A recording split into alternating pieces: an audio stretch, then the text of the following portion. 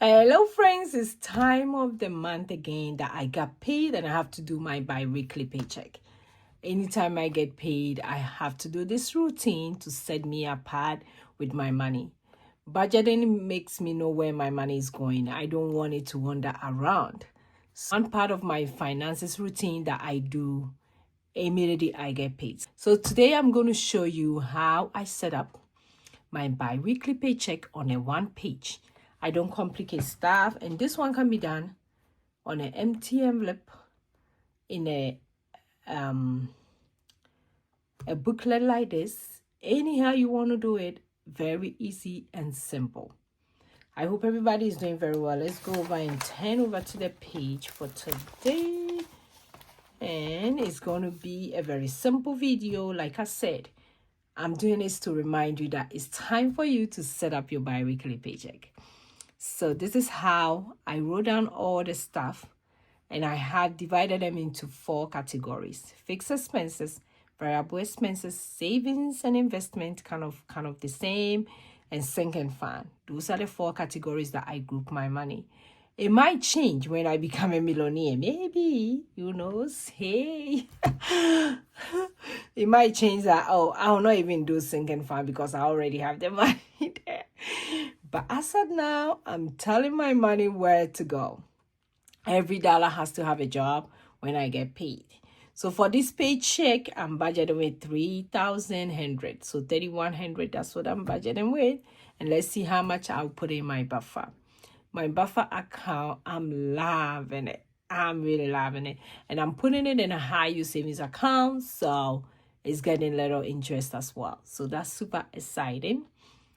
I'm trying to come up with a video about high yield savings account, the ones that I use, and how is it going. It's no matter what, high yield savings account will win over a traditional savings. So if you have all your money in traditional savings, I'm sorry, go move it to high yield savings account. Now it's very, very easy to open. It's very easy. Literally, it takes like not even up to 20 minutes. You can open a high yield savings account on the internet so fast and quick, and you don't have to put any money. So if you have some money in your traditional savings, go move it in high yield savings account.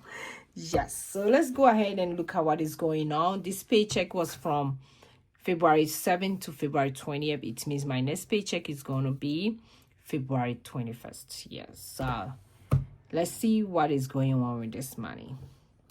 Where if I'll get some and put it in my high yield. So for my fixed expenses, for my mortgage, I do a split bill. So this paycheck is getting half of it, which is $1,200. I'm paying my debt, $500. My Apple One is going out on this paycheck. I'm also keeping money for my sister that I take her back home. My car insurance is only getting $50. Like I said, there are a lot of changes coming. There are a lot of changes coming for me and my family. So for the past, let me say 3 months, we've been treating our other expenses in a different way. But this one is kind of like saving to be like a month ahead when it comes to my car insurance. It's being paid. And recently I went over and kind of like change our car insurance to a different company because we were paying a lot. So this one we can pay 6 months ahead or 1 year ahead, which we are going to do that. And our payments start from March, so we are planning to pay 6 months ahead or 1 year ahead for our car insurance, so that we'll forget about it. Then whichever amount I put towards car insurance will be kind of a sinking fund for the following year. So that's what I've been talking to my husband about, and we're gonna do that because it's way peace of mind than to be paying every month from your paycheck, because we are not going to have 2 incomes anymore roughly because of the changes. So we have to be very, very conscious when it comes to our money. Then kids insurance is getting $150. The upcoming activities, my kids do some music, and that one is getting $50. So I did add everything already. And for the fixed expenses for this pay period, is 2,040. So let's see how much is left. Let's see what is left for the leftover for the other stuff. Let me see. So we have 3,100 minus 2,040. So my leftover will be, so that will be 31.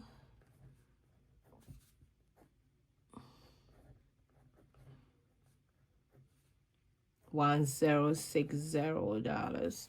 Okay, then when it comes to my variable expenses, that's another category. When I'm doing my budget, it's the same as my daily expenses. Everywhere I go, I have to have these envelopes with me. And like I said, a lot of things are going to change. For my grocery money, I'm going to give it out to my mom and my sister to deal with it. Like, I don't want to handle it because a lot of stuff are changing. For household, it's going to go to them. Like all these things, I will just have a few in my wallet. Just a few envelopes in my wallet this time. When things change, you guys will got to know. So my allowance is getting 20. Gift is getting 20. Grocery always get $300 every pay period. Gas is getting 50. Household is getting 200. Household means Sam's Club, Costco. Pet is getting $10. I have two Teros, Flash, and Lucky. Date night, eating out, shopping, they getting nothing for this pay period. My nails is getting $10. With the help of my sister, I'm getting my nails done pretty much for free. But at times I have to buy some of the nail polish and stuff. So that one get $10. My hair, that one I also been getting it kind of for free. It's getting $10. Clothing get $10. Miscellaneous get $10.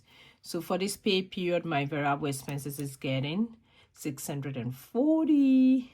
So let me see how much is left. So from the leftover minus $640. So let's see. So 1,060 minus $640. So we have $420. Okay, then when it comes here, that's my savings challenges is getting $250. So 420 minus 250. Let's see how much is left.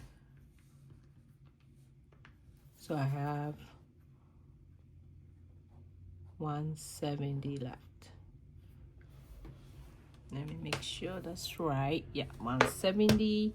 And the 170, now I have to take out my sinking fund. If you've been following me, you know how passionate I am when it comes to my sinking fund. I have a lot of sinking fund. I have a big family, a family of 10. So sinking fund is a big deal. So these are all my sinking fund. Every wallet is kind of getting $5. I'm kind of starting all over when it comes to my sinking fund. So make sure you don't miss that video. So for my sinking fund, everything is pretty much getting $5. My family save get $20. Family fund is getting $35. My pedicure envelope is getting $10. And for Val's Day, we are spending it this month, so I will start coming up next month. So that one is getting nothing. So when I add all my sinking fund, I have 140.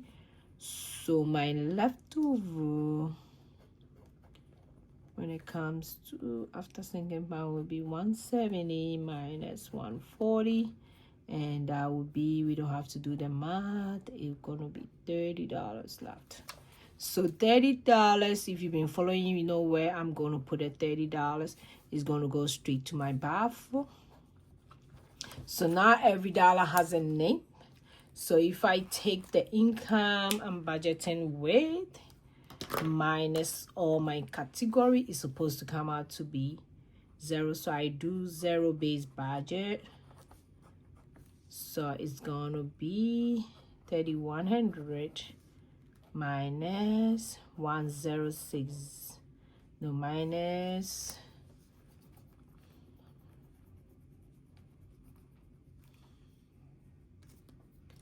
minus 2,040 minus 640 minus 250 minus my sinking fund, which is 140, minus my buffer. So it means that I have a whole big zero, and normally I will give it a I and a math. So that's my zero-based budget. Every dollar has a name. Every dollar has a job to do. So this is how my bi-weekly paycheck look like. Very simple, one page. I call it one sheet budget. I don't complicate stuff because it doesn't make it fun and exciting. So I have it on one page. Anytime my husband takes this, he look at it from one page. Everything is here. Yeah, very easy to explain to anybody. This is how the budget is looking this month. So if you want to do your budget like this, very simple, follow along, and I hope you will like it and do your budget. I have tried the fancy budgets before. It didn't go very well, so I'm doing this. And throughout last year and this year, I've been doing this, and it's going very well. So I urge you to give it a try. If you haven't budgeted before, give it a try. So thanks for watching me today. I will see you in my next video.